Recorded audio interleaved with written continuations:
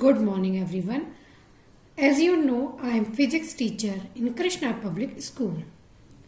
Now today we continue online classes of physics. Yesterday we completed Newton's third law and its examples. Now today we start conservation of momentum. Before start conservation of momentum, we revise here Newton's second law. Newton's second law, according to second law, we have studied that the moving body possesses momentum which is equal to the product of mass and velocity. हमने momentum जो हमने Newton second law में पढ़ा था, क्या पढ़ा था कि जो हमारा मोमेंटम होता है वो क्या होता है, प्रोडक्ट होता है मास और वेलोसिटी का. Here we clear the term of conserve. Conserve means मतलब कांस्टेंट रहना किसी भी चीज को. कंजर्वेशन मीन्स कि जो हमारा मोमेंटम है वो क्या रहेगा, कांस्टेंट रहेगा. According to the law of conservation of momentum, the total momentum of a system, जो हमारा कोई भी सिस्टम है उसका मोमेंटम क्या रहेगा, remains constant if no net external unbalanced force act on the system. जब कोई बाहर से कोई एक्सटर्नल फोर्स अप्लाई ना की जाए तो momentum of the system, momentum किससे रिप्रेजेंट करते हैं हम, पी से, वो क्या रहने वाला है, कांस्टेंट. जब तक उस पर क्या बाहर से कोई external, if we are not apply any external force. Consider for example है, सपोज अ स्पीडिंग कार. हमने एक लिया क्या, जो एक ट्रक ले लिया या कार ले ली जिसकी स्पीड क्या है, यहां पे हमने पहले ले लिया ट्रक जो बहुत ज्यादा स्पीड में चल रहा था, हिट्स अ स्टेशनरी कार. और एक हमने लिए कार जो कि रुकी हुई है अपने रास्ते में, the car stops.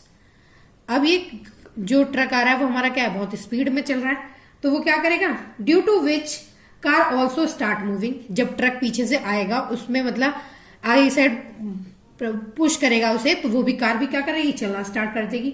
Now in this collision, ये क्या हो जाएगा, कॉलिजन हो जाएगा, और जिससे वेलोसिटी जो ट्रक की है वो क्या हो जाएगी, डिक्रीज हो जाएगी. The velocity of the truck decrease but the velocity of car increases. Car की क्या होगी, इंक्रीज, और इसकी क्या हो जाएगी, ट्रक की वेलोसिटी डिक्रीज हो जाएगी.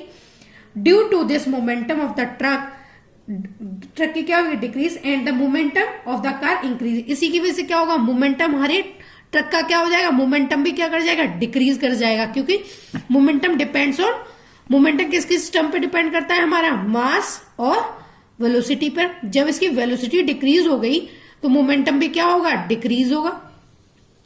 वेलोसिटी डिक्रीज कर रही है तो इसका क्या होगा, हमारे का मोमेंटम भी डिक्रीज कर गया. मोमेंटम किसे रिप्रेजेंट करते हैं, पी से. अब यहां पर इसकी वेलोसिटी इंक्रीज कर गई तो मोमेंटम भी क्या होगा, इंक्रीज करेगा. कार का मोमेंटम भी क्या कर गया, इंक्रीज कर गया. It has found that the increase in the momentum of car is equal to the decrement. जो मोमेंटम, जो हमारे कार का इंक्रीज करा हुआ मोमेंटम है, इसके ट्रक के डिक्रीज करे हुए मोमेंटम के क्या होगा, इक्वल होगा. So that there is no loss of momentum. क्योंकि जितना हमारा यहाँ पर क्या हुआ था, लॉस हुआ था ट्रक के केस में, उतना ही कार ने क्या करा, हमारी ने ऑब्टेन कर लिया या गेन कर लिया. तो यहाँ पर हमें क्या हुआ, मोमेंटम का कोई लॉस नहीं हुआ. The momentum loss by the truck has been gained by the car. Car ने उसे गेन कर लिया है. इसी से हम इस here we understand the law of conservation of momentum with this example. इसी से हम क्या अंडरस्टैंड करते हैं कि यहाँ पर हमारा लॉ ऑफ कंजर्वेशन मोमेंटम का मीन्स क्या था, मोमेंटम हमारा कंजर्व रहा, ट्रक ने लूज करा और तो उसने हमारे कार ने गेन कर लिया. We conclude that momentum never be created nor be destroy. यहां से हम क्या कंक्लूजन निकाल सकते हैं कि मोमेंटम ना ही तो क्रिएट होता है हमारा और ना ही डिस्ट्रॉय होता है.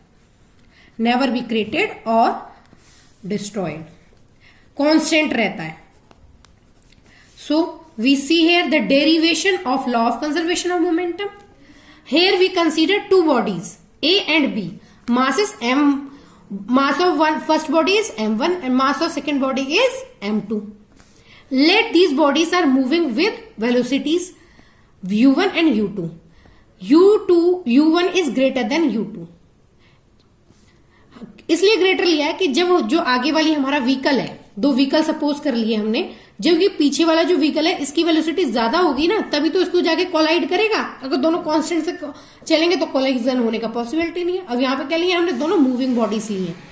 Let these bodies collide with each other for a small interval of time. ये दोनों बॉडी क्या करती है, एक दूसरे से, कोलाइड का मीनिंग होता है टकराती हैं, किस टाइम इंटरवल में, टी पे. एक छोटा सा टाइम इंटरवल सपोज कर लिया, वो क्या है T. At the time of collision the body A exerts a force F on body B. जो ये बॉडी ए है हमारी, ये ए बॉडी है, इसने फोर्स लगाई किस पे, बी पर, इसे बोल सकते हैं F1 फोर्स है। And body B exert equal and opposite force. अब जो बॉडी बी हमारी अप्लाई करेगी, दोनों जब कोलाइड करेंगी, एक दूसरे को टकराएंगी, तो दोनों एक दूसरे को फोर्स लगाएंगी। तो पहले ए ने लगाई, उसे हमने सपोज कर लिया वो क्या है F1। अब जब बी बॉडी लगाएगी वो कितनी लगाई है, इक्वल एंड अपोजिट, उसे सपोज कर लिया हमने क्या है वो F2 ऑन द बॉडी ए, वो ए पर लगाई। Due to this forces momentum of the body let V1 and V2 be the velocity of the body A and body B respectively after the collision. अब हमने suppose कर लिया कि जब body हमारी दोनों कोलाइड कर दी, if two bodies are collide after collision the velocities of first body is V1 and second body is V2.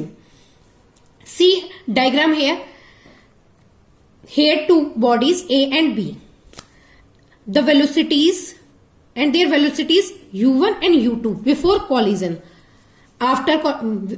During collision, B apply the force on body A and A apply the force on body B. Then after collision, the velocity of first object is V1 and second object is V2. Initial momentum of body A is M1 U1. Initial momentum of body B is M2 U2.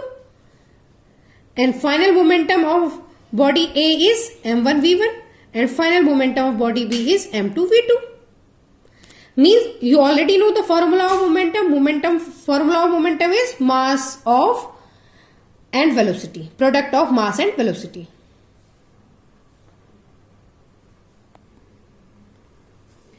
Total momentum of the system before collision is m1 u1 plus m2 u2.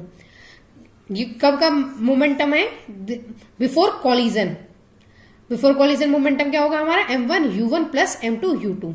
मास है first object का, velocity है first object की, plus mass है first object का, वो second object का, और velocity भी क्या है, इनिशियल वेलोसिटी है सेकंड ऑब्जेक्ट की। Then total momentum of the system after collision, mass of first object and velocity of first object V1, then mass of second object and final velocity of object B, then change in momentum of body A upon में time taken, means final momentum minus initial momentum upon में time. Final momentum क्या है first body का, m1 V1 minus m1 u1 upon में t. According to Newton's second law of motion, force acting on body A equal to rate of change of momentum of body A. तो force equal to m1 v1 minus m1 u1 upon में t. This is equation number first. Now rate of change of momentum of body B, change in momentum of body B upon में time taken. तो m2 v2 minus m2 u2 upon में t. The force F1 exerted by the body A is the action. जो body A ने हमें लगाई है force, वो क्या है F1 है, और वो क्या है हमारा एक्शन है। एंड द फोर्स F2, जो F2 एक्सर्ट कराया हमारी किसने, बॉडी 2 ने, वो क्या है हमारा रिएक्शन है। अभी हमने बताया था ना कि F1 फोर्स किसने अप्लाई करी है, हमारी बॉडी A ने, किसके ऊपर, बॉडी B के ऊपर। और वैसे ही रिटर्न बैक बॉडी B ने, जो बॉडी B थी उसने क्या लगाई है, F2 फोर्स लगाई है हमारी बॉडी A के ऊपर, वो क्या है, रिएक्शन है। जो बॉडी B ने दिया है वो रिएक्शन है, जो बॉडी A ने दिया था वो एक्शन है। According to the Newton third law of motion, the action and reaction are equal and opposite reaction. उसमें क्या पढ़ते हैं कि जो हमारी एक्शन करते हैं तुरंत उसका क्या मिलता है, रिएक्शन मिलता है। तो जब दोनों बॉडी ने एक दूसरे पे अप्लाई की थी ड्यूरिंग कॉलिजन। फिर according to Newton second law of motion, force acting on a body B equal to rate of change of momentum of body B। अब यहाँ पे क्या हो गया, नेगेटिव है, क्योंकि उसने क्या कहा, रिएक्शन दी है। तो कैसे, अपोजिट साइन आएगा, तो m2 v2 minus m2 u2 upon में t। ये हमारी नेगेटिव थी। अब ये हम इसमें साइन को क्या कर सकते हैं, शिफ्ट कर सकते हैं अपने राइट हैंड साइड पे, क्योंकि यहाँ पे नेगेटिव इसे लिखें या इसे, मीन्स कि हमारा फोर्स क्या है, नेगेटिव है। अब इक्वेटिंग क्या कर दी हमने, इक्वेशन फर्स्ट एंड सेकंड दोनों को क्या रख दिया, इक्वल रख दिया, क्योंकि दोनों क्या है, फोर्स के साथ इक्वल है। अब जो हमारी ये F2 है वो क्या है, नेगेटिव है, और जो F1 है वो क्या है, पॉजिटिव है। दोनों को क्यों है, तो दोनों फोर्स ही, बस क्या है नेगेटिव साइन के साथ है ये F2 और वो पॉजिटिव के साथ। अब हमने क्या करा, यहाँ पे ब्रैकेट्स ओपन कर दिए, तो मींस यहाँ पे हमारा क्या हो जाएगा, माइनस का M2V2 और ये माइनस माइनस क्या हो जाएगा, प्लस M2U2 इक्वल टू, ये प्लस का है as it is M1V1 minus M1U1। अब जो इसमें हम क्या करेंगे, सेपरेट कर देंगे। जो हमारे इधर देखो, जब हम शिफ्ट करते हैं कोई भी अपनी लेफ्ट हैंड साइड से कोई भी डिजिट राइट हैंड साइड में, तो it goes with opposite sign. ये यहाँ पे माइनस का था, ये दूसरी साइड जाएगा तो पॉजिटिव हो जाएगा। एज ए सेम वे में जब M1U1 इधर यहाँ नेगेटिव है तो इधर जाएगा तो ये क्या हो जाएगा, पॉजिटिव हो जाएगा। तो M1U1 plus M2U2 equal to M1V1 plus M2V2 means total momentum of the system before collision. ये U1 और U2 है, इससे अंडरस्टूड हो रहा है कि ये हमारा क्या है, बिफोर कॉलिजन का मोमेंटम है। और M1V1 plus M2V2 is the total momentum of the system after collision. इससे हमें अंडरस्टूड होता है कि यहां पर हमारा क्या हुआ, कि ये हमारा फाइनल मोमेंटम है और दोनों की वैल्यू क्या है, कांस्टेंट रहती है, दोनों इक्वल आ रहे हैं। यही हमें यहां पर प्रूव करना था। This is the law of conservation of linear momentum.